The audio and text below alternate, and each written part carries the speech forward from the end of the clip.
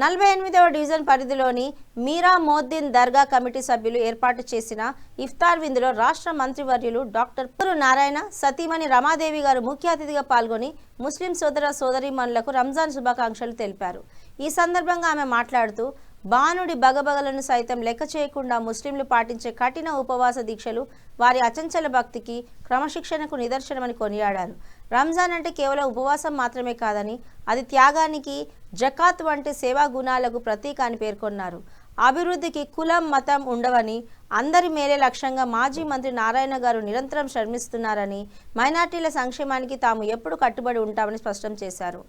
మన గంగా జమున తెహజీబ్ ఇలాగే వర్ధిల్లాలని, అల్లాహ్ దీవెనలతో అందరూ ఆయురారోగ్యాలతో సుఖ సంతోషాలతో ఉండాలని ఆమె మనస్ఫూర్తిగా ఆకాంక్షించారు.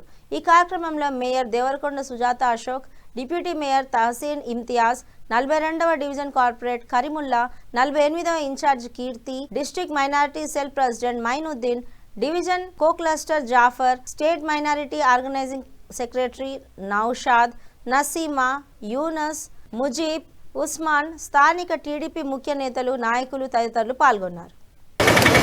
ఈ దర్గాకి పోయిన సంవత్సరం కూడాను ఇదే విధంగా రంజాన్ మాసంలో సాయంకాలం ఇఫ్తార్ విందుకు రావటం జరిగింది. అదేవిధంగా మళ్ళీ ఈ సంవత్సరం కూడాను రావటం చాలా ఆనందంగా ఉంది. ఈ ఇఫ్తార్ విందు నిర్వహించిన ఇమ్తియాజ్ గారు, కరీముల్లా గారు, నౌషాద్ గారు, మొయినుద్దీన్ భయ్య, జాఫర్ గారు కలిసి ఈ ఇఫ్తార్ విందుని నిర్వర్తించటము, జరపటం చాలా ఆనందకరమైన విషయం. ప్రత్యేకంగా చెప్పాలంటే ముస్లిం మతము ఏదైనా కూడాను అందులో ఉండే విశేషం, అందులో ఉండే సారాంశం అనేది చాలా ముఖ్యమైన విషయం. అందులో ప్రత్యేకించి ఈ రంజాన్ మాసంలో ఒక మనిషి ఒక దాని మీద కఠోరమైన నిర్ణయంతో ఎలా తన మనస్సుని ఎలా కంట్రోల్లో ఉంచుకోవాలి, తన బాడీని ఎలా కంట్రోల్లో ఉంచుకోవాలి, తన ఆలోచనని ఎలా కంట్రోల్లో ఉంచుకోవాలి, తన జీవని ఎలా కంట్రోల్లో ఉంచుకోవాలి అనే విషయాన్ని మనకి భగవంతుడు ఈ విధంగా మనకి నేర్పిస్తున్నాడు. ఇది చాలా అమూల్యమైన విషయం అండి. మన మనిషి మీద, మన మనసు మీద కంట్రోల్ ఉంటే మన జీవితంలో మనకి కంట్రోల్ ఉన్నట్టు. ఇంతేకాకుండా మనము ఆనందంగా ఉండటమే కాదు, మనము తినటమే కాదు, మనము సంపాదించుకున్న దానిలో 10 మందికి కూడాను కొంత భాగము వాళ్ళకి పెట్టాలి, వాళ్ళకి ఇవ్వాలి, వాళ్ళకి దానం ఇవ్వాలి.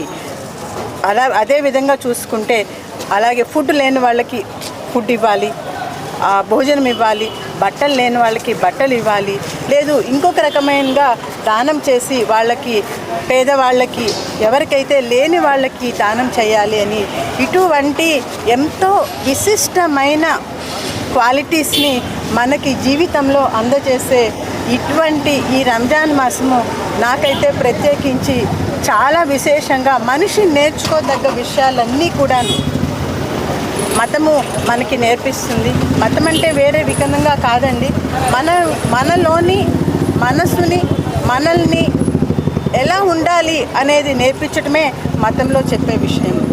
కాబట్టి ఈరోజు ఈ సందర్భంగా అందరితో కలిసి ముస్లిం సోదర సోదరీ మనసుతో కలిపి ఇఫ్తార్ విందులో పాల్గొనటం నాకు ఎంతో